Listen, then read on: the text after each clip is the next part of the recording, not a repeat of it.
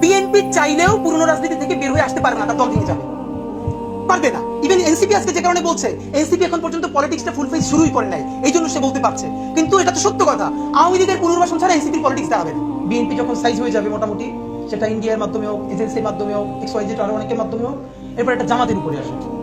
তো বিএনপি যে কয়দিন পারলো তো পারলো, জামাত পারবে না 3 দিন। এরপরে চূড়ান্ত খেলাটা হবে এনসিপির সাথে। সম্ভবত এই জুলাই থেকে আগামী 6 মাস হোক, 1 বছর হোক, বাংলাদেশ প্রচন্ড ক্রাইসিসের মধ্যে দিয়ে যাবে, প্রচন্ড। এবং এই ক্রাইসিসটা আজকে বিএনপির যে ক্রাইসিসের মধ্যে দিয়ে শুরু হচ্ছে, আমরা এটা ভাবার কারণ নাই যে এটা থেমে গেলে ক্রাইসিসটা এখানেই থেমে যাবে। এটা বিএনপির সাথে ঘটবে এর কিছুদিন পরে। বিএনপি যখন সাইজ হয়ে যাবে মোটামুটি, সেটা ইন্ডিয়ার মাধ্যমে হোক, এজেন্সির মাধ্যমে হোক, XYZ আরো অনেকের মাধ্যমে হোক, এরপর একটা জামাতের উপরে আসে। তো বিএনপি যে কয়দিন পারলো তো পারলো, জামাত পারবে না 3 দিন। এরপরে চূড়ান্ত খেলাটা হবে এনসিপির সাথে, এবং এনসিপি পারবেই না। তো ফ্যাক্ট হলো আমাদের দুটো লড়াই একসাথে করতে হবে। আমরা কোনো রাজনৈতিক দলকে